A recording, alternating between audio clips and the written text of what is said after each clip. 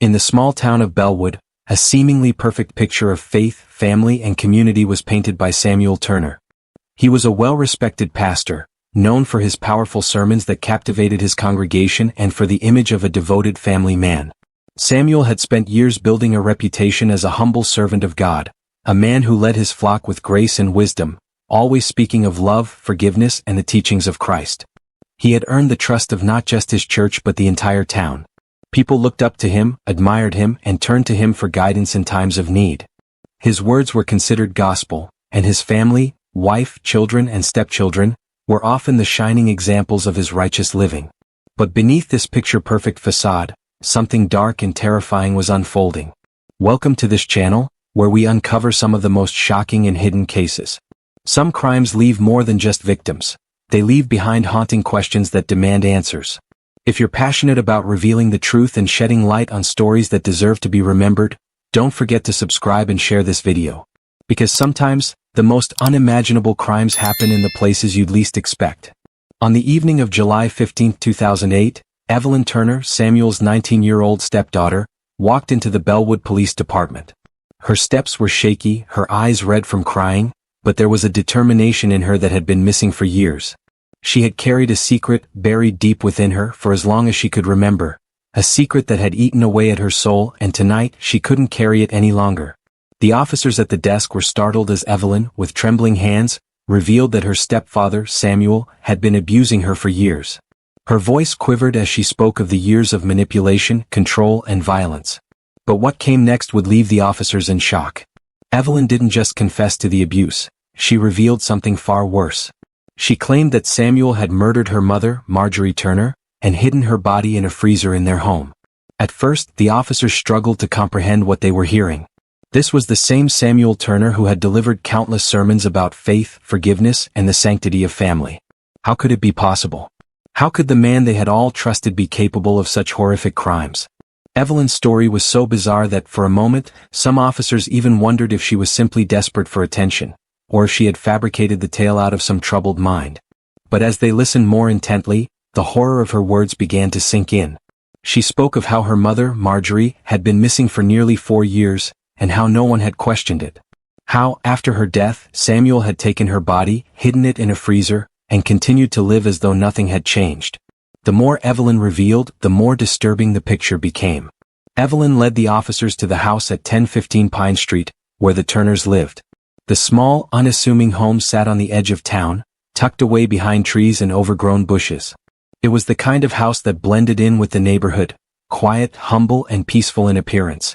But tonight, there was an eerie silence hanging in the air. There were no sounds of laughter or singing, no signs of the family that had once been the epitome of joy and harmony. As they approached the door, Evelyn pointed toward the back of the house, toward a narrow utility room that, according to her, held the key to the dark truth she had just revealed.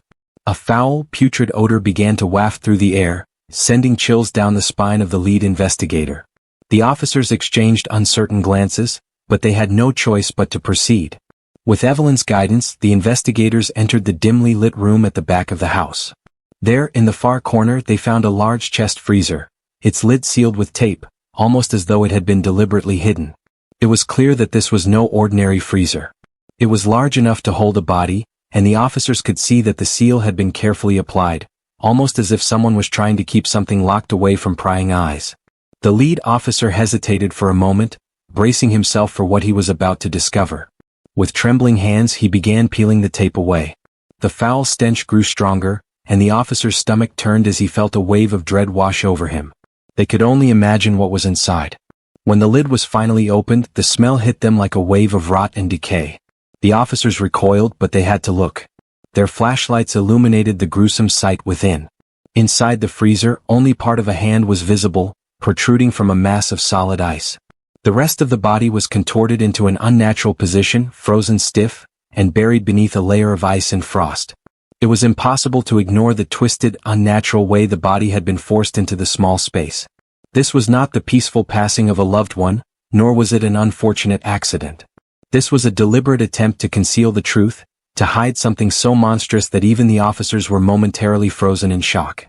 As they processed the scene, the lead investigator's mind raced. How had this woman, Marjorie Turner, disappeared from the community for nearly 4 years without anyone suspecting a thing. Neighbors had reported nothing unusual. Church members had never questioned her absence. Samuel had never shown any sign of distress or grief over her disappearance. It was as if she had simply vanished into thin air. But the nightmare did not end with the discovery of Marjorie's remains.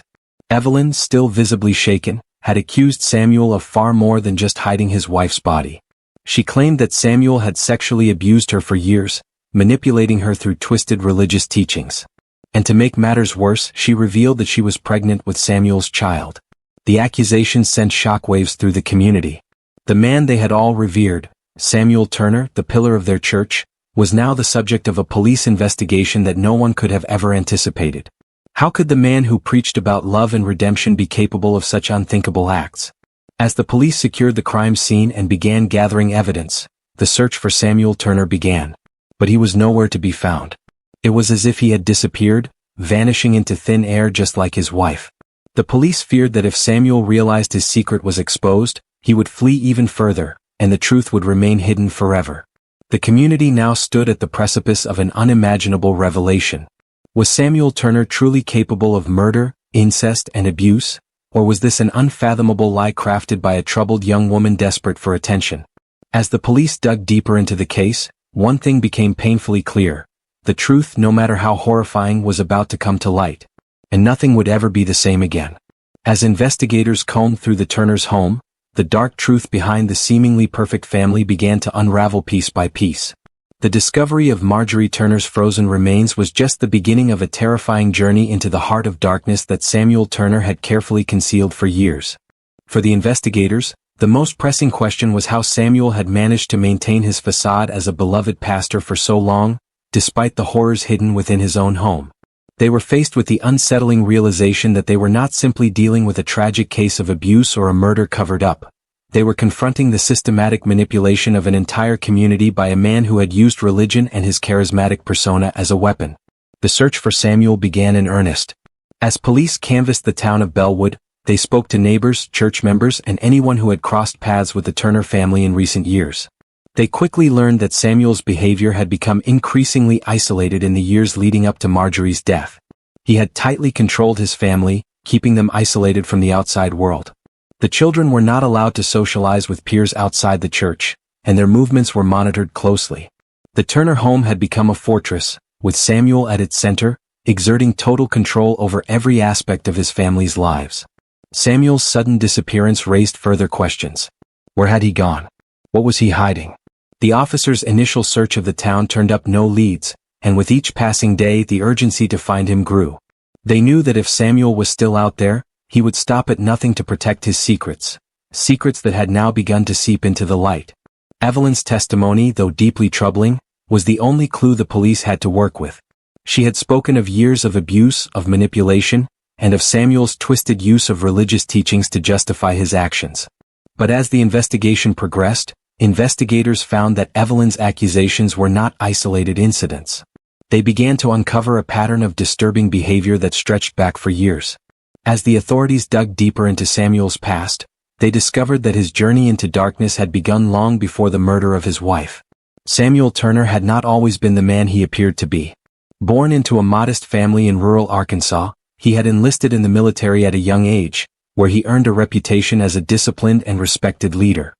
His time in the service had instilled in him a deep sense of authority, which he later channeled into his role as a preacher. It was during his early years as a pastor that he met Marjorie Best, a single mother struggling to raise 2 young daughters on her own.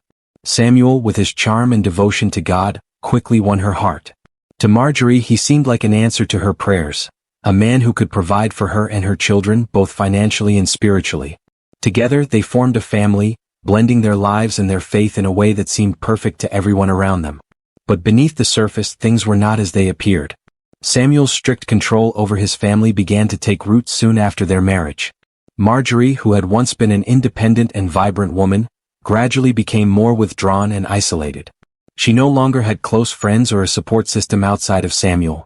Her interactions with her daughters became limited, and the warmth of the home seemed to grow colder with each passing year. Neighbors had begun to notice the changes as well. While Samuel and Marjorie continued to be active in their church, their home life was another story. The family rarely invited guests over, and when they did, the atmosphere was tense and uncomfortable. Samuel was known to be stern and unyielding, and any sign of rebellion or disobedience from his children was met with harsh punishment. There were whispers of strict rules: no TV, no contact with friends, and rigid curfews. But it wasn't until after Marjorie's death that these whispers began to turn into more disturbing revelations. The year 2004 marked the beginning of a series of unsettling events. Samuel had announced Marjorie's sudden death, claiming that she had passed away from complications during childbirth. However, his story didn't add up.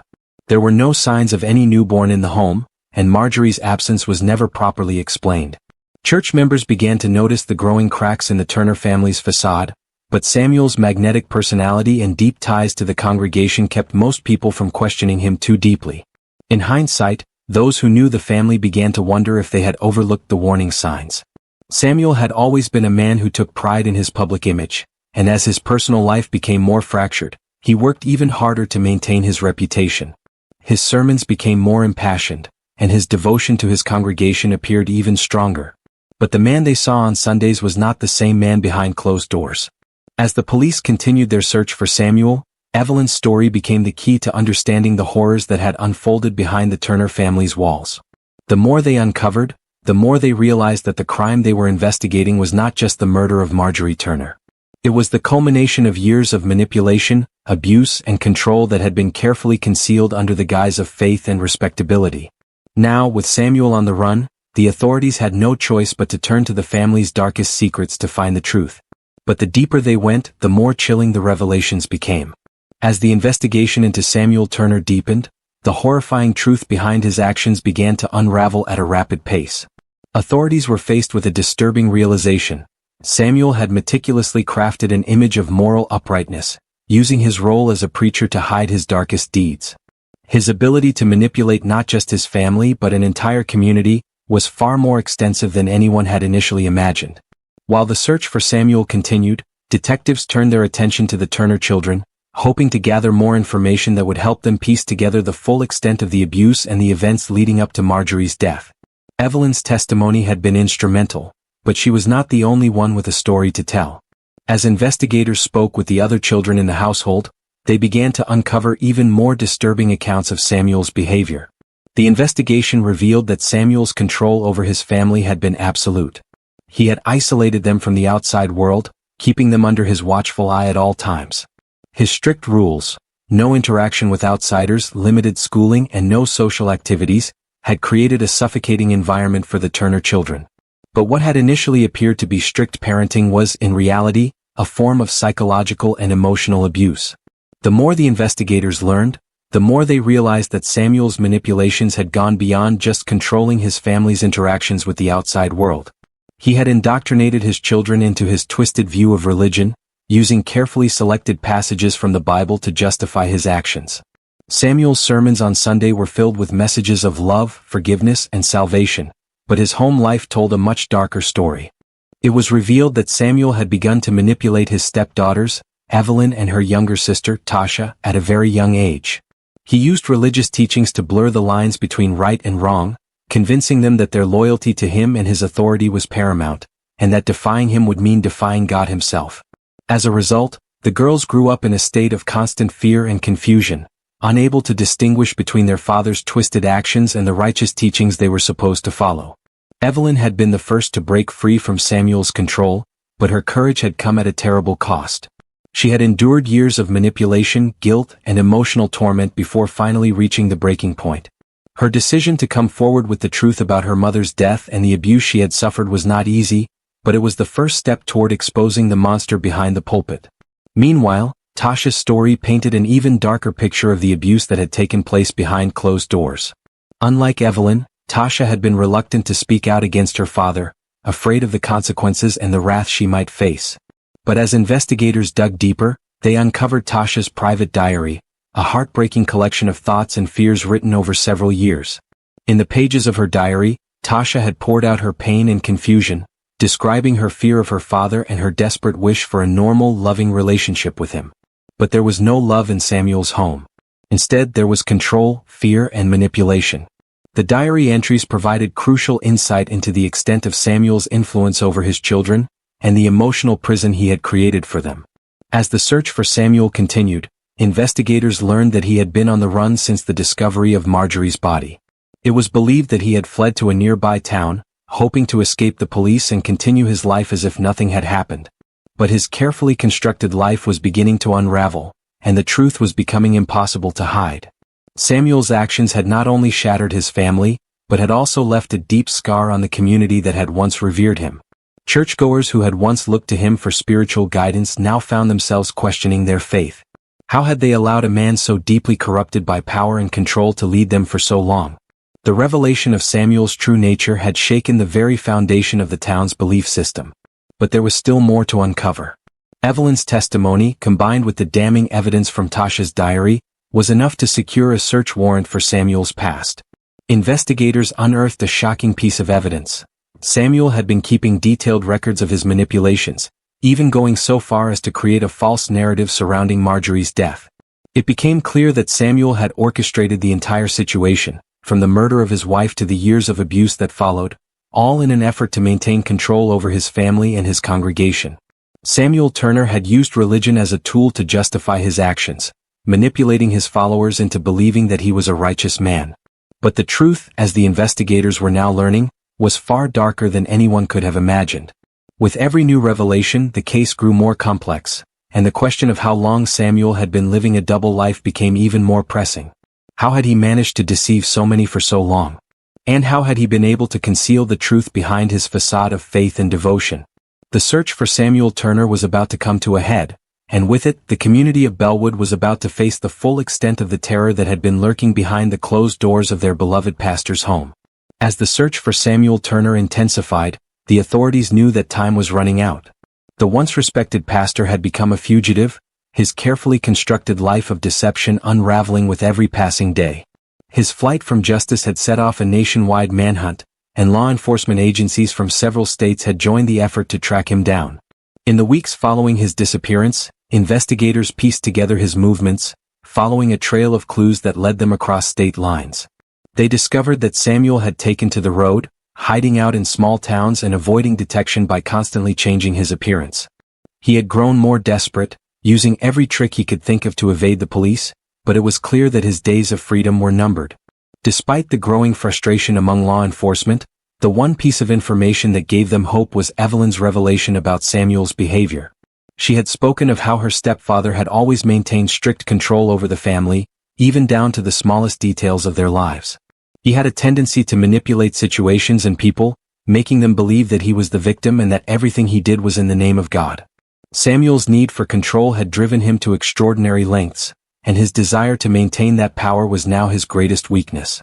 During the investigation, a breakthrough came when authorities learned that Samuel had recently purchased a vehicle from a dealership in a nearby town. The vehicle was equipped with a GPS tracker, a common feature for tracking loan payments, but in this case, it would prove to be the tool that brought his reign of terror to an end. Investigators quickly contacted the dealership and obtained the GPS data, which revealed that Samuel had been traveling through remote parts of the state, eventually heading toward a small church in Jackson, Alabama. It was there, at the Inspirational Tabernacle Church, that Samuel was finally cornered. On the evening of July 28, 2008, Samuel took to the pulpit in front of his congregation, as he had done so many times before. His voice rang out through the church, delivering a sermon about redemption and the power of forgiveness. But this time there would be no audience for his words.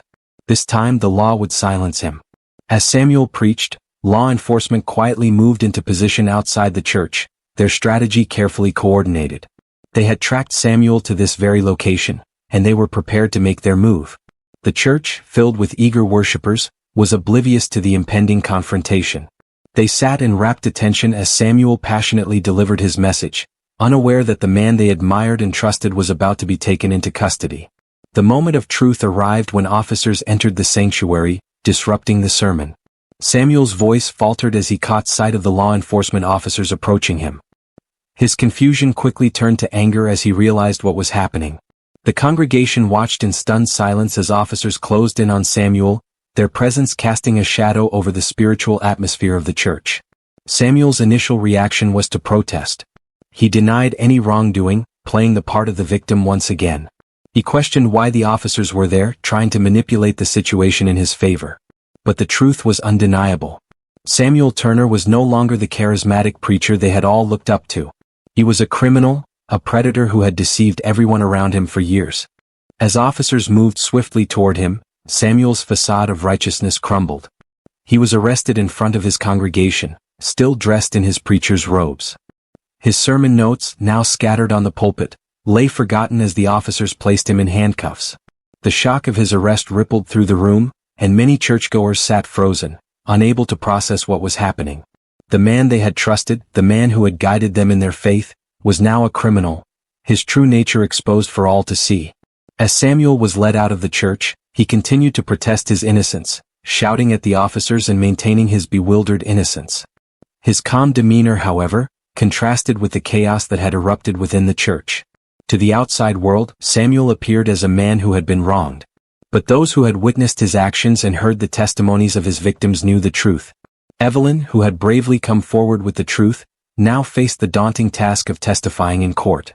The emotional toll of reliving her trauma was immeasurable, but her courage remained unwavering. She was determined to see justice served for her mother and her siblings, even if it meant confronting the man who had caused her so much pain. The trial of Samuel Turner began on April 6, 2010, more than a year after his arrest.